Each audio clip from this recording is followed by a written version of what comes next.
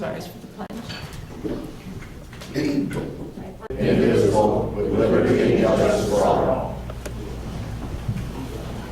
Mary, can you please take the roll, please? Mayor King. Here. Councilmember Beaton. Present. Councilmember Zelinski. Here. Councilmember Goodspeed. Here. Councilmember Smith. Here. Mayor Pro Tem Gusted. Here. City Manager. Here. City Attorney. Here. Finance Director. Here. Planning and Zoning Administrator. Here. City Engineer. Here. All set. Thank you. Public hearings, we have none. Citizen comments on agenda-related items. Is there anyone who wants to comment on tonight's agenda? I would like to. Please state your name and address. Michelle Dalton, 383 11th Street, Manistee. I think you probably all remember me from last week. Anyways, I do have a couple questions that I'm hoping will be cleared up during the meeting today. And that is related to the Riverwalk repair. I'm wondering where the money's coming from. I didn't see it written into the budget anywhere, and so I'm wondering where the money's coming from and how that's going to impact the rest of the budget. Additionally, regarding the Ramsdale, they reportedly had a business plan, but I don't see much of a business plan. I see a list of goals. I don't see any financial dollar amounts or anything on there, and what their real business plan is other than a goal. So I'd like to get a little more information about that. I'm wondering if, since I haven't resided here in the city for a while, I'm wondering why the city is in the theater business. Maybe you can shed some light on that. And one other thing, I noticed in the budget, might be kind of nitpicky, but it kind of raises concerns with me since the recent incident in Flint with lead concerns in the water. I noticed that on the budget there's a $62 charge for purified water, and I'm wondering what that is all about. Is there something wrong with our water that we should be concerned about? And if not, why are we paying for purified water? Thank you so much. Anyone else would like to comment on tonight's agenda? Seeing none, we'll move on to the consent agenda. All agenda items marked with an asterisk are on the consent agenda considered by the city manager to be routine matters. Prior to approval of the consent agenda, any member of council may have an item from the consent agenda removed and taken up during the regular portion of the meeting. Consent agenda items include approval of minutes, payroll, invoices, notification regarding next work session, and consideration of VFW Buddy Poppy Company. Is there anyone who would like to approve the consent agenda? I'll make the motion. I have a motion by Councilmember Zelinski, supported by Councilmember Goodspeed, to approve the consent agenda as presented. Is there any further discussion, comments? Seeing none, will you please take the roll? Mayor Pro Tem Gusted. Yes. Councilmember Smith. Yes. Councilmember Goodspeed. Yes. Councilmember Zelinski. Yes. Councilmember Beaton. Yes. Mayor Kenny. Yes. Motion approved, Madam. Thank you. Unfinished business, we have none. New business. Presentation by the Manistee Area Public Schools on track project. The Manistee Area Public Schools Superintendent Ron Stoneman and Nick Jaswood have requested time this evening to make a presentation to City Council regarding a new track project.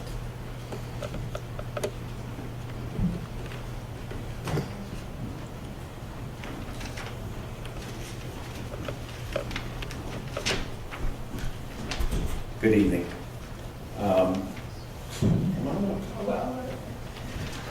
My name is Nick Jaskin, and I have the pleasure of serving on the committee that's working on the track. And to my right is Ron Stoneman, who is the superintendent of schools here.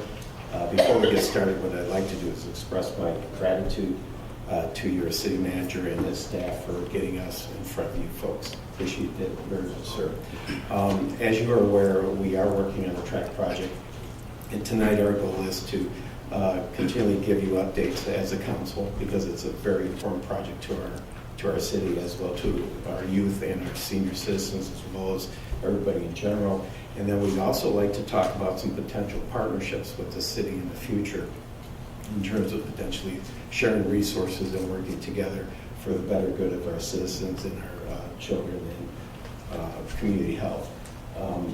And then the third would be talking a little bit about the pool project and over the past several years, wonderful collaboratives that we've had.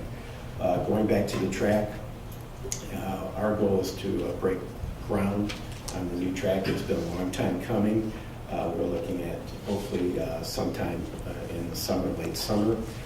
We've raised over $500,000 in terms of the track funding from generous donations from corporate as well as individuals. And then also the school has shifted some of its funds towards that. So again, it's been a great project. We've had a lot of support from a lot of individuals. The second part is a collaborative potentially with the city. We are involved in master planning. We're looking at developing our property to be a destination for athletics, for recreation, for lifelong sports. And in the future, we'd like to potentially set up a committee with you folks and the city manager and his staff to look at those potential opportunities to do a lot of things together, whether it's recreation, facility management, or developing future programs. And I'll turn the rest over to Mr. Stoneman in terms of the track. Yeah, well, track also, just to reiterate that in front of you today is a decision related to easement on a corner of the track. Mr. McCool has been working with the committee for over a year with us, and the placement and the easement that we're asking will be a great convenience to the placement of the track and offer us more flexibility on grounds related to crowding the softball field and other areas of the green space down there that's utilized by MRA and other community groups. So we're looking forward to you supporting that decision for us tonight. I think that's before we also, he mentioned the pool, and I don't know how well we've communicated as a school district in pool use and overall collaboration in the past. I have some information I'd like to give to you. Is that fine? The first one is the Manistee Pool. This is the activity that's caught by people using the pool. And it is, this is the best of our accounting ability related to it's all volunteer staff. So sometimes there's large parties and so forth that are utilized by the pool, and we're not able to catch every single person, but this is our very best work at that. And the next I have is the basic financial statement related to the expenditures and the revenue for the pool.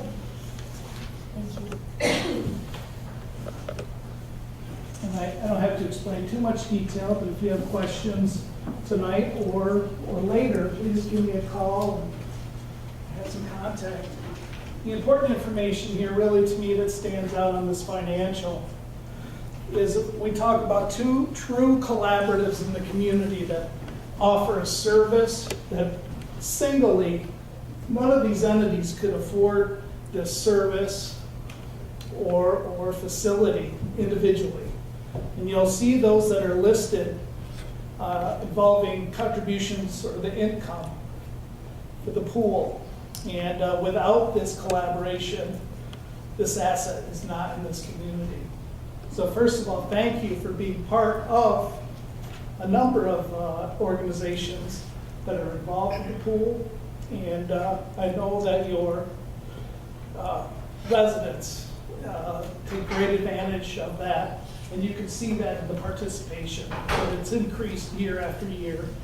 And we feel that we can do even better at getting more people in that pool. So I'm a little out of wind coming up the stairs just a little bit. Again, take a look at the materials. I'm glad to come back. You can expect us to give updates like this in the future, and myself being in front of the city council to talk about the pool. Extremely valuable asset. He's better looking. Yeah, he's had the same barber. Yeah. Thank you. Thank you for your time. Any questions? Questions? Nope, thank you.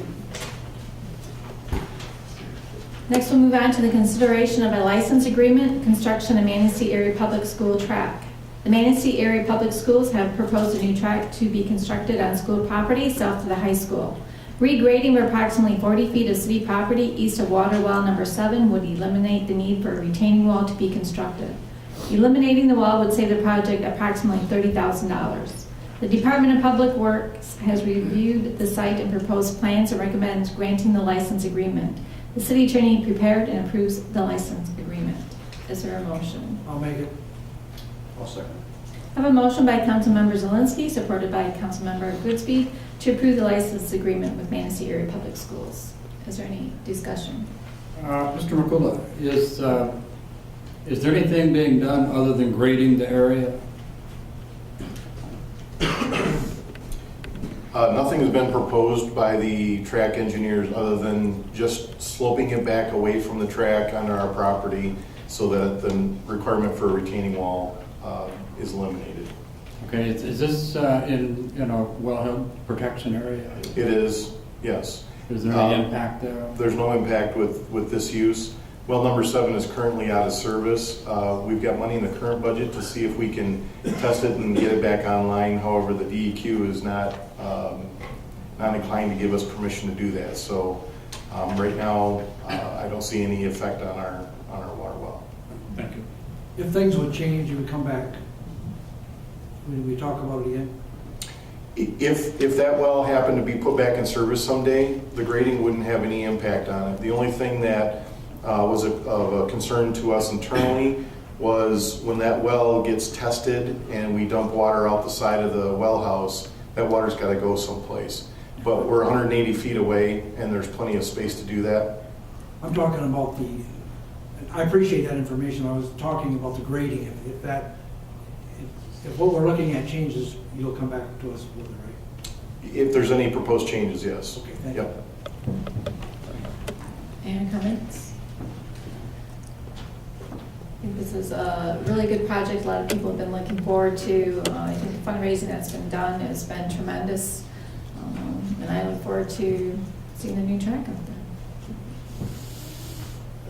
And then I'll take a, you want to take the roll here? Councilmember Smith. Yes. Councilmember Goodspeed. Yes.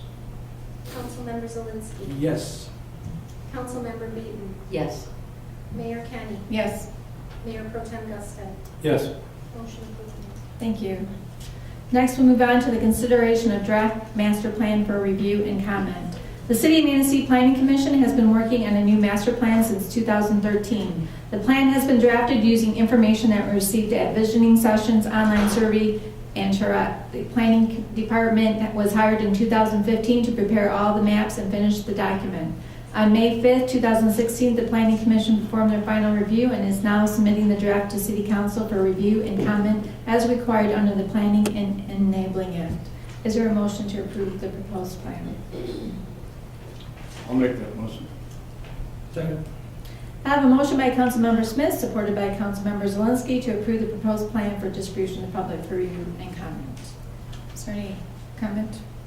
I would just like to comment, and I talked with Denise before the meeting about the time and energy that went into a very comprehensive document. I truly appreciate your efforts for that.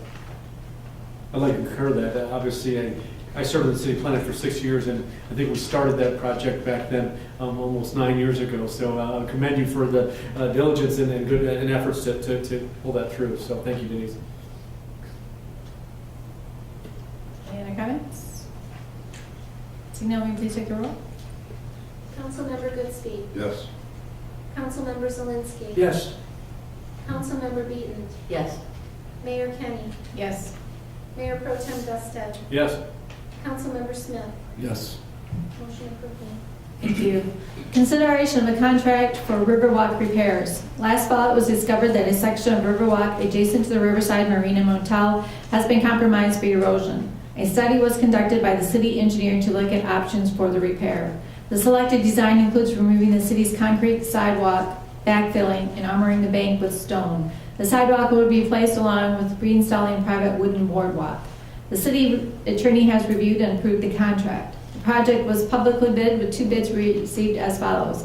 The Schultz Excavating and Asphalt of Ludington LLC for $74,600 and Swiderski Brothers Excavating LLC for $77,675. The recommended bid is Schultz Excavating. At this time, council could take action. Is there a motion? I'll make a motion, council take action to award the contract to Schultz Excavating and Asphalt of Ludington LLC in the amount of $74,600. I have a motion by Mayor Pro Tem Gunstad, supported by Councilmember Goodspeed, to approve the contract to Schultz Excavating. Is there any further discussion? Yes. I would just like to ask the city manager and Ed Bradford if they have a good idea of where that money is going to come from for the repair. It's going to come out of this current year's budget before July 1st. Correct. Okay, so do we know? Yeah, as we previously reported to council, that it's going to come out of fund balance unless we can find some savings towards the end of this budget year. You think that's feasible? What's feasible, using the fund balance? No, you finding some available funds at the end of the year. There's a possibility. Don't know that it's going to be the entire amount, but, where we can find some efficiencies and we save some money, we can reallocate those. I have another question too. I know we publicly post these bids in the newspaper, correct? I guess it's more of a question for Jeff, if he's here, on the bidding process. Do contractors read the paper every day to find out if there's something in there that they can bid on, or do you guys actually have a list that you make some calls just to make sure they saw it? But the answer is yes to both, actually. The projects are always advertised locally, and then there's a number of other sites that advertise it as well. Dodge Reports, Builders Exchange, there's a number of other private sites that pick up all the projects that are bid all over the state of Michigan, and the contractors follow those. When the engineers see that there's little interest or a few amount of contractors that are picking up plans, they'll go around the list that I help them prepare to contact contractors to try to get them interested in the project.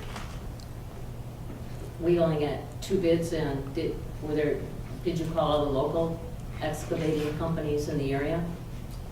Go ahead, Sean.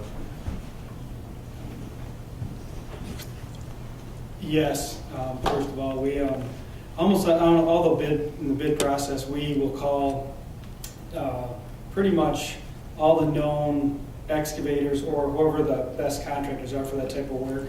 So we made, I think in this case, probably 8 to 12 contacts, and we just do it by phone or email, and we'll fax the ad to them or we'll email the ad to them. Like Jeff said, they go out to Builders Exchange, the different clearinghouses for contracts, and it's not the best time of year to bid. A lot of these contractors have their plates full, and they're really. Many just said we're too busy, we're not interested, and so. If a contractor wasn't on that list, how would they get on that list? They could call us. They could talk to the DPW director. So it's just a matter of getting a hold of us. We have it on our website as well, at our company, Spicer Group. And, we get hits all the time. People are always looking at it and making decisions on what's the best job for them. Just as an example, Schultz Excavating was doing other private work in town this spring, and so we asked them if they'd be interested in bidding on city projects, so we've added them to the list. And eventually we became a little bidder on this one. I've just had a couple of contractors who have said, gee, I'd like to bid on that job. And I'm saying, well, so that's why I'm asking the questions, is trying to figure out how do they get the information? They're obviously not getting it. So how do they get it? What are the steps do they have to take? That's what I'm asking. In reading the local newspaper, Spicer advertises all their stuff on our website. The clearinghouses cover list all the projects. They call me almost on a weekly or bi-weekly basis to get updates on projects when they're going to bid. So that's the network that we keep everybody informed. But they could also get on this list of people that you send emails to. Sure. Yeah, definitely. Yeah. Great, thank you. Any other questions?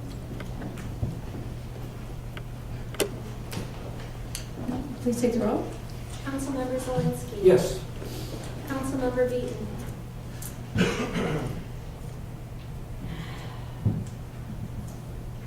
Yes. Mayor Kenny. Yes. Mayor Pro Tem Gustet. Yes. Councilmember Smith. Yes. Councilmember Goodspeed. Yes. Motion approved. Thank you. Consideration of an event signage request for Salmon Arama. A request has been received from the organizers of Salmon Arama, a lake-wide fishing contest on Lake Michigan, to allow the placement of 3 signs near the boat launch at First Street Beach from June 10th through July 17th, 2016. Under Section 2101.A.8 of the sign ordinance, City Council may approve exceptions to the ordinance for community events. Is there a motion to take action? I'll make that motion. I'll second I have a motion by Councilmember I have a motion by Councilmember Smith, supported by Councilmember Goodspeed to approve the sign ordinance. Is there any comments? I just have one comment. I just had a person in my district ask about this, the length of time, are they gonna be maintained and exactly where they're gonna be put? They didn't wanna be, they didn't want them put in a place where it was going to look bad, so to speak. They're concerned about how that would look for that length of time. I guess my only comment is we've had made exceptions like for the Taco Tuesdays, but we've allowed it like a couple days in advance. This is out for the entire, I'm not against the signage, I'm just wondering, being considerate and fair with these exceptions. I'm not against the advertisement either. I just want to make sure that it's appealing and not something that's going to be, this is what I'm hearing from my constituents. We can certainly staff and monitor the signs, and if they become tattered or ratty looking, we can take them down and have them replaced if they want to be replaced. Not a big issue. As far as being inconsistent with how do we see any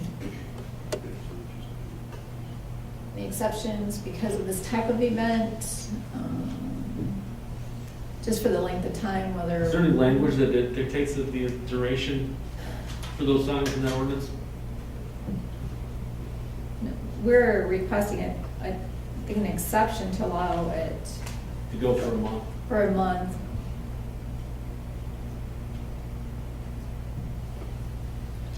I'm just throwing it out there see if anyone else sees any issue with that. Just because of before in the past, we've said like on Taco Tuesdays, we only wanted it out there a couple of days before the event, so they're putting it out there. So I don't know if this is a case where they could put it out on the weekends, because I would assume that they get most of their trade through there on the weekends, but. I mean, I would say, if this is an exception to the rule that, or the kind of the guidelines we've had before, we could manage it the same way. And if it gets not handled well, we can also pull that back with the same ordinance that we've approved it. So obviously, I don't want to see the town be littered with billboards for a month at a time for a number of different events. So I think that's something we definitely need to take under consideration. Like case by case. Yeah. And then staff can address the concerns that you have, Councilman Zelinski, as far as placements and. Yeah, I'm not against it. I just don't want it to become an eyesore. Okay. I would share the same concern. I mean, it's an extended period of time, depending on what the signs are made of. You don't want a ragged, deteriorated sign hanging out there, but I think as Mr. Sadler indicated, if we ran into that, we'd remove it and have them replace them at their own expense. How large are the signs, and are they, people like to come down and look at the lake. 18 by 24 it says. What's the size of the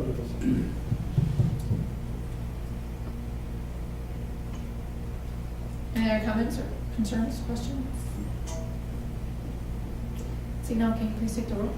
Councilmember Beaton.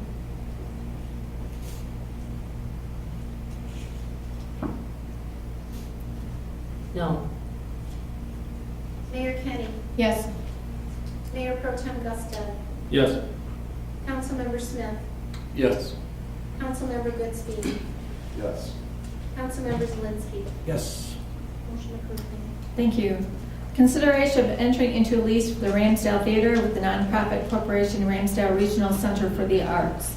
At the March 9, 2016 City Council work session, a group of concerned citizens from the Ramsdale Theater Citizen Committee presented to council the proposal for the creation of a new board of directors and operational model for the Ramsdale Theater.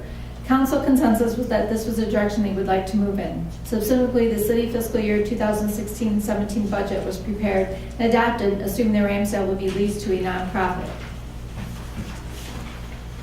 corporation effective July 1st, 2016. The city has negotiated a lease agreement with the Ramsdale Regional Center for the Arts to accomplish this. It has been reviewed and approved by the city attorney. Is there a motion to take action? I'll make the motion. Second.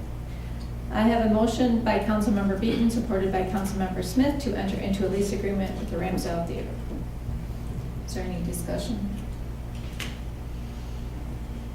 I looked over the lease, and the only issue that I've had with the lease is unemployment in paragraph 11.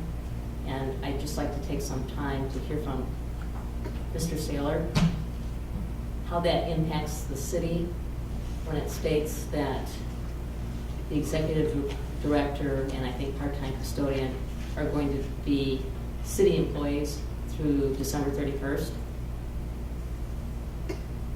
That is correct. So the city will be responsible for their wages, withholding taxes, whatever benefits that those employees may be entitled to. And my understanding is the intention between the parties is that after December 31st, the nonprofit group will make a decision on whether to retain those individuals. At least that's the plan at this point. Does this come out of the money that the city comes out of the reserve that we're going to, these funds, we already have these funds in our budget, right? Is this part of, I'm not sure. I guess I'm going to have about to ask part of that. it. Council.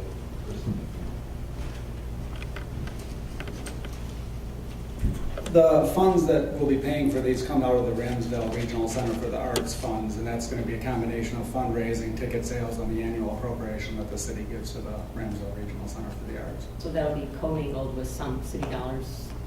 Say that again? That'll be commingled with some of the money? that we have to It's Ramsdale not really budget? commingled. It's going to be all accounted for in one fund. It's going to retain city employment, but they're going to be assigned to this group. So they're still city employees. The only reason we're doing that is to give enough time for this group to transition into becoming an employer and to make it coincide with the fiscal year end. But there's no increase in the city's budget that was just approved to fund these positions. They're coming out of the Ramsdale resources that are already allocated to them and will be allocated in the future. Mr. Bradford, that's not, this process of doing this isn't going to cost the city any more than it would if they were immediately transferred the 1st of July. I mean, the cost and benefits of the employees would... No, because the budget assumes $70,000 of operating assistance is going to this group, and that money will help to cover the wages and benefits of the two employees. Okay. Thank you. Any other questions or comments? I'd like to comment. I would like to say, a group of concerned citizens have come forward and formed a group with the intent of relieving the city of the burden of the operational expenses of the Ramsdale, and it's quite commendable. I know they've met on a frequent basis. They put a lot of time and energy into the process. I'm optimistic that we'll have success going forward, and I appreciate the efforts and the concern on the part of those citizens. Councilmember Smith and members of council, there are representatives from the Ramsdale Regional Center for the Arts here as well tonight. If you have any questions or if you'd like them to address council, they'd be happy to do that. Any questions? I just want to say thank you for taking on that time and effort and helping to keep the Ramsdale moving forward. I do appreciate all your efforts. I know it takes a lot of time and effort, so I do appreciate. There's no other questions or comments or concerns. Can you please take the roll? Mayor Kenny. Yes. Mayor Pro Tem Guston. Yes. Councilmember Smith. Yes. Councilmember Goodspeed. Yes. Councilmember Zelinski. Absolutely, yes. Councilmember Beaton. Yes. Motion approved. Thank you. Next, we'll move on to notices, communications, and announcements. A report from the Pay Commission and the Alternatives Area for Youth. A regular part of each council meeting is a report from a property agency, organization, or department. Tonight, we'll hear from Mr. Keith Brown, who will report on the activities of the Pay Commission.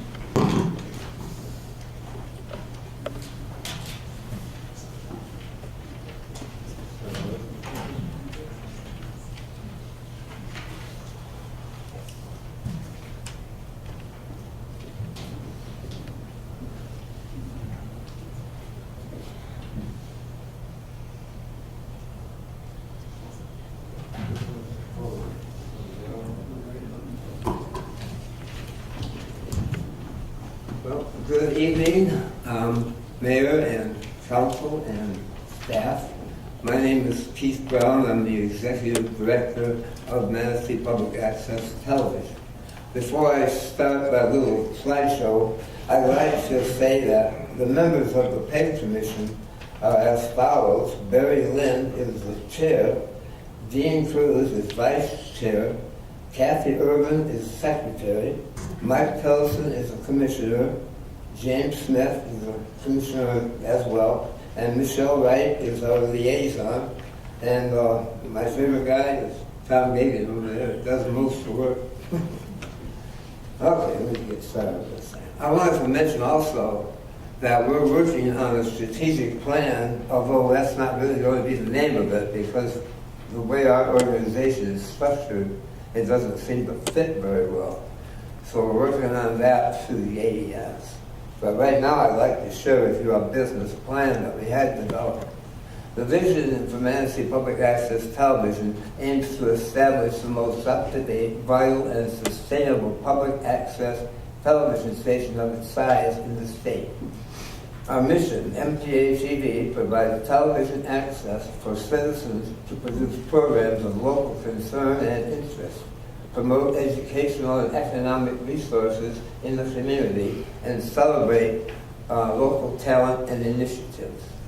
Values, supporting the community that encourages every voice to be heard, strengthening our community by creating opportunities for dialogue, cultural validation, and cross-cultural exchange, fostering interaction between schools, families, and government, encouraging citizen involvement in producing creative and informative programming, providing viewers with quality programming and our volunteers with a rewarding experience.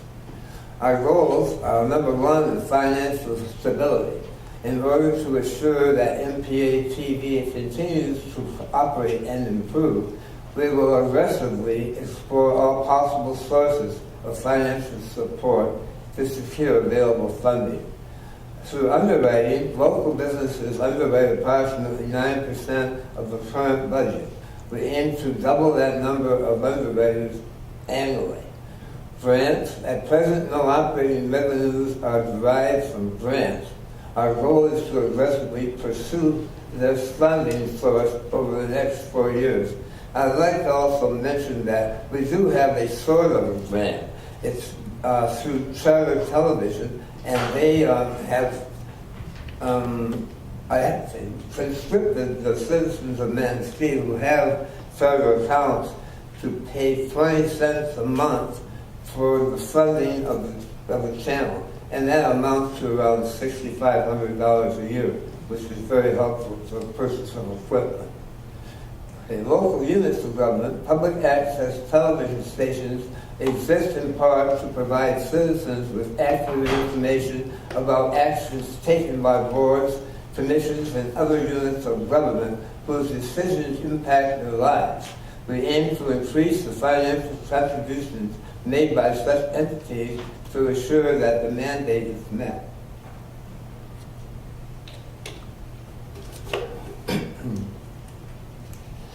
Community participation.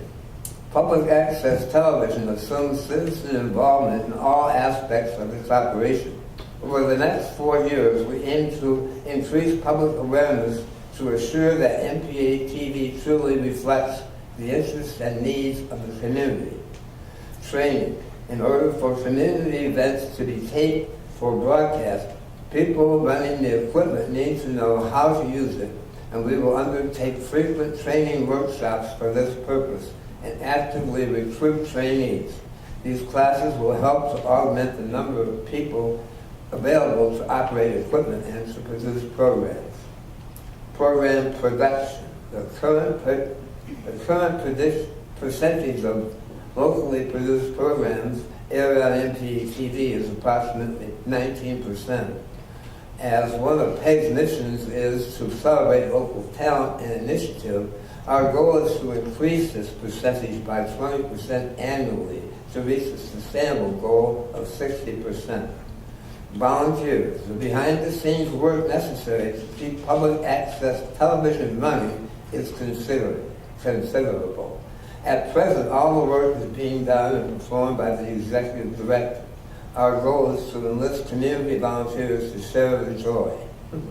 Internship. Public access television provides opportunities for people interested in all aspects of this media to learn and or hone their skills.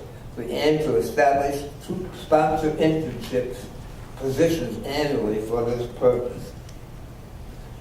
Technical capacity. Our aim is to increase the technical capabilities of the station soon, such that it runs efficiently.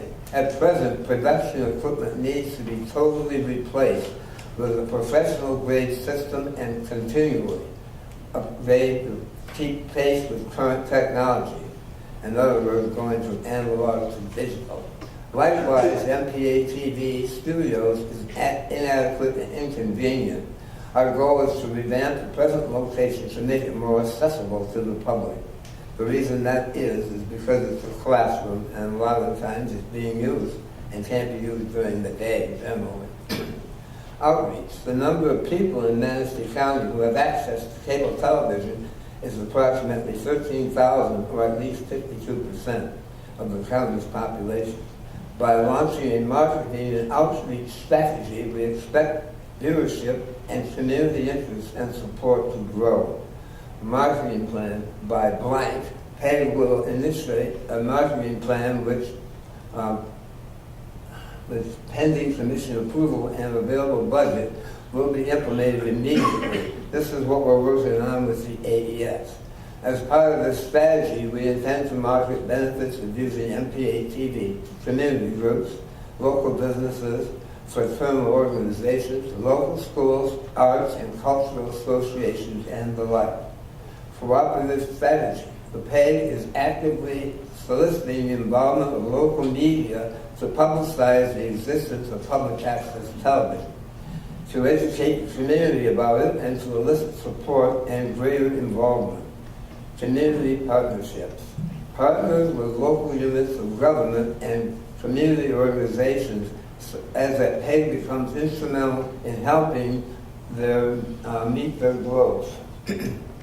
Here's some photos of part of the station. The photo on the left is of the studio from the front of the classroom. The one on the right is inside the actual head end, and that's the audio board and the video mixer.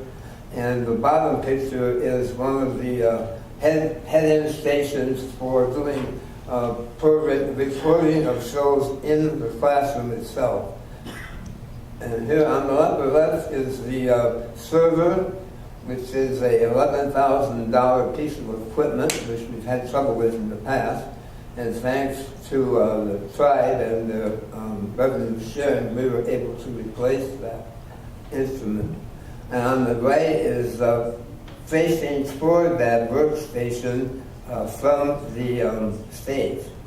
Bottom left is the green screen where the students or whomever can do place switching, like they look like they're somewhere else, like the weatherman does, you know. And on the right is a picture of the office where the racks of equipment are. And the upper left is the tapes and discs that we have archived. And the upper right is the workstation again inside the, it's actually a closet, basically. The bottom left is, that's a workstation for editing video and producing DVDs. And on the right is the same thing. It's inside the station, head end. And then thank you very much. I'm late for the rest. Any questions? Oh, thank you very much. Thank you. Next, we'll hear from Ms. Sheila Kaminsky, who will report on the activities of the Tuners for Area Youth.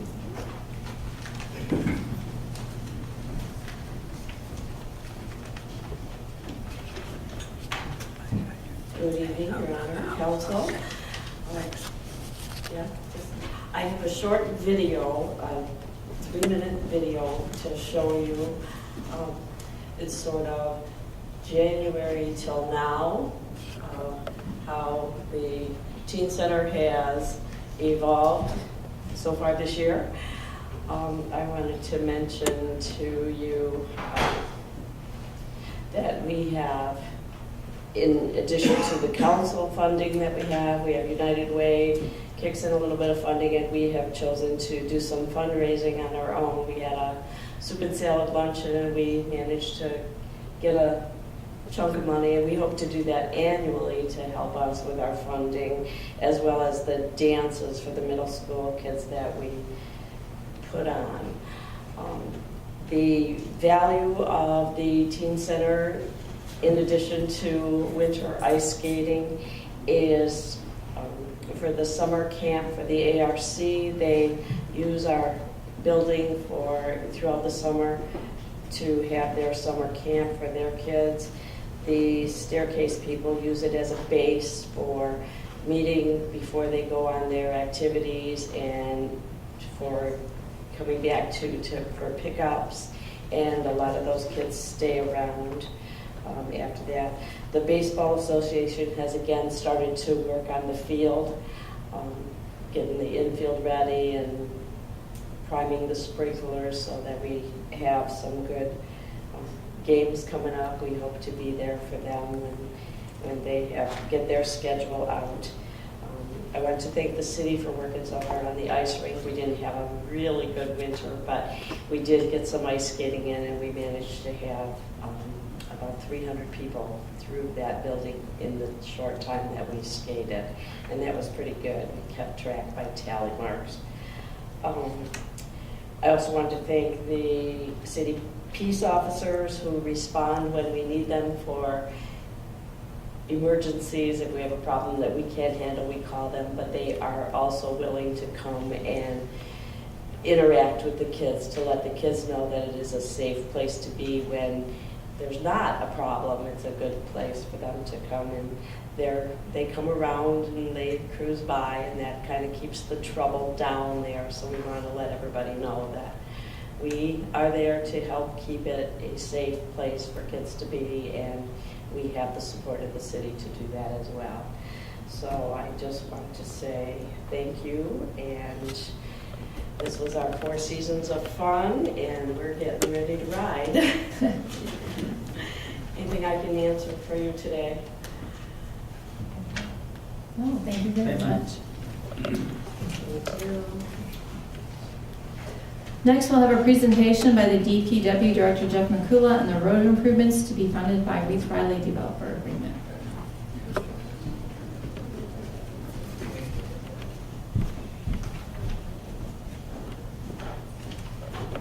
This will be just a short presentation and really just an update to council and the community on bringing forward some of the fruits of a development agreement that was negotiated years ago. When Reith Riley came to Manistee and built the oil tank farm down along Manistee Lake, there were a number of items that were placed in an agreement that went 3 parties, and the last piece of this that hasn't been implemented yet is that Reith Riley pledged to do $20,000 of paving for the city each year for a 7-year period. $20,000 really isn't enough to do much. You can't get a block of work done So what we did is we let all 7 years of that accumulate. In the current year's budget, we put notations in there that we would pave local streets with that funding. And so wanted to bring forward what we are working on right now. In the transportation improvement plan that's been updated in next year's fiscal year budget, we had a number of streets that we had projected out in the future. And each time that we go through the street discussions, we talk to you about it, that the segments are really a little bit fluid. There's always additional engineering testing that has to be done to the road networks in order for us to determine which segments of the street network we're going to pave. An example is on the map that you have. The darker segments are segments, all the segments that are shaded in are segments that we think we can get completed yet this spring. The darker segments were segments that we had anticipated in doing in this cycle, and the grayer ones are street segments that we've added to it from next year's transportation improvement plan. I'll note that there's one street that was in the our current plans, but it's kind of fallen back a little bit, and that is Lincoln Street. Lincoln Street, when we started evaluating it deeper, needs substantial concrete curb and gutter work. And so that really didn't fit into this paving, and so that'll slide to the next group of projects when we do mill and fill. This is a little bit of a unique process because we have pledged money and we want to spend it. So what Spicer's been working on is kind of a bid package that we have met with Reith Riley, and we've put together enough information so that they are now pricing out what they would normally bid on a project like this. And we've got to compare it to the engineer's estimate, and then we'll have to negotiate and come to an agreement that the city's actually getting $140,000 worth of paving out of it. So that's really the last step that we have, and we expect that these street segments will be completed within the next 30 to 60 days. So let me see if I understand this. The dark areas are the ones that you just are on the wish list. The lightly shaded ones are the ones that your schedule would like to do this year. Not quite. Okay. We expect after, there's a few steps that go along through this. And the first round that we've done, and what's included in the transportation improvement program, is some assumptions based on the street network, and it really correlates to the PASER rating, the structural rating. One of the steps once we select that candidate is then we invest money to do testing on the road itself. And we core the pavement so we know how much pavement is actually there existing. We also know how much aggregate base is below that. And then the test also does a bearing test on the road to see how much weight and loading that it can handle. So based on that, there's always some shifting around. And what the engineers do is they may, depending on those tests, they may thicken how much asphalt gets put down. On some they may thin that up a little bit. So what's in the dark, what's dark and in black is our projects that we expected to get completed this year and still expect to get completed this year. The ones that are in the gray were projects that we thought we would be doing in a future year, but now we believe that we can add those to the groups this year. And so what you see up there equates to about 0.8 miles or about 12 blocks of total paving work for that 140,000. Once we get the numbers back from Reith Riley, if they come in really low on their number, we may be able to add another block or another street segment. If they come in high and we can't negotiate that back down to the 140,000, there may be a small segment that drops off. So that'll be the last step for us. And this is a no-bid process, right? This is a no bid because Reith Riley, there'll be no money that exchanges hands on this project. Could I put a wish list up? That last 100 feet of 8th Street, east of 31. Just throw it out there. If there's a wish list to throw on there. I don't remember what year that's in, but that's in our transportation improvement plan. So it's within the next 5 years. If we end up purchasing the Vortex machine, I would put a layer of stone and oil on that to try to smooth that out and try to hold it a little tighter. But it is in the plan. The problem with that section of street is it's not just paving, it needs storm sewer work, so it makes it more expensive. So we've got it in a future round of major street work. And all of these streets that are up here are local streets. Any other questions? Joe? Thank you. Next, we'll move on to concerns and comment. Citizen comment. This is an opportunity for citizens to comment on municipal services, activities, or areas of city involvement. Citizen attendance shall be recognized by the mayor for comments, which are limited to 5 minutes. Letters submitted to council will not be publicly read. So anyone who'd like to comment? Yes, sir. Please come forward and state your name and address, please. Bob Brusky on 4th Street. I hope when they do Maple Street that they do a better job this time than they did last time on it. It wasn't a few years after they did Maple Street, about 1.5 to 2 feet out on both sides of the street. I don't know, like from 2nd Street on up or 1st Street on up. Nothing but cracks away, about 1.5 feet away from that curb. Water seeping down there in the winter, and pretty soon she's popping out. Mitch told me it was because they had to use asphalt because they accepted state funds. And they ground up asphalt after they put the sewer line in, and then backfilled it. They used that asphalt, and he says it's breaking down. I don't know if it's true or not, but I hope they do a better job this time. That way ain't going back 5 years, 6 years later and redoing the same street. You got streets sitting here that haven't been fixed for 30 years. You keep going over the same roads, years after years. Thank you. Anyone else would like to comment? Yes, sir.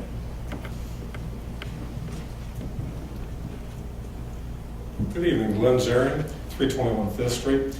Member of the Harbor Commission, I just wanted to thank you for proceeding with the repair to our Riverwalk. It's a key part of our area. It's one everybody seems to love, and I'm just glad to see us take the steps to make it safe. So thank you very much. Thank you. Anyone else who'd like to comment? Seeing none, we'll move on to officials and staff. City clerk? Nothing, Your Honor. City manager? Nothing, City attorney? nothing, Your Honor, thank you. DPW? Nothing, Your Honor. Planning and zoning? Nothing, Your Honor. Public safety director? Nothing, Your Honor, thank you. City engineer? Nothing, Your Honor. Councilmember Beebe? I'd just like to make a comment.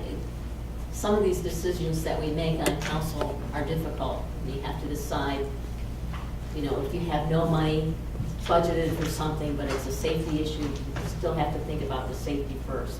I really struggled with the Riverwalk repair, not because I didn't want it done, but because we had ample opportunity during our budget work sessions to talk about these types of issues. I'm really, really encouraged by the Ramsdale new governing board. I know from talking to a few of them that they've been working practically night and day on their plan, and I appreciate the hard work that they put into it so far. I hope this is the start of good weather and that we have good weather going forward. That's it. Councilmember Zelinski? I just think it's kind of refreshing to see the room almost full of people. I would like to see that every council meeting. Thank you. Councilmember Goodspeed? Just want to say, hope everybody has a great, wonderful Memorial weekend. Councilmember Smith? I had a citizen contact me concerning recycling. And I know we've got a nice new recycling center, and I pointed that out to them and such. And they had recently visited another city and asked about the possibility of recycling containers in the downtown area and at our public beaches for plastic containers, for paper, and such as that, as in addition to just regular trash containers, to try and foster a sense of conservation and paying attention to our resources and such. So if we could look at a possibility of that, maybe partner with Republic, find some sort of an economical or low cost, no cost solution that would be beneficial. Mayor Pro Tem Gudstead? Two things. I know I've kind of a one-string banjo for the last several weeks, but Thailand for Troops is this weekend, and anybody that wants to get involved with that, we encourage volunteers and support. It's going to be at the City Marina this year, and it should be a great event. And the second thing I have is more of a question for maybe a city attorney. I had a question from somebody about 12th Street. Can you give us any update on where that is, where we're in that process? The two matters that are currently scheduled is an initial court hearing in the first week of June. There's probably not much that would take place at that court hearing. The defendants in that case have filed a motion to challenge public necessity for the road straightening, and their motion is currently scheduled for, I think it's June 20th, the third Monday, I believe, in June. We continue to have ongoing discussions, though, with council, and we'll still hope to find some solution or resolution. Okay. Thank you. That's all I have. Just want to mention, Councilmember Whitliff is out of town in business, that's why he's not here. And I would like to remind everybody, on Memorial Day, our veterans put on a very nice Memorial Day parade, followed by a very nice and moving ceremony at Veterans Park. So if you can make it, I really encourage you to go. They do a beautiful job honoring our servicemen and women who've died in the line of duty. With that, I will take a motion to adjourn. Yeah, I'll make that motion. Second.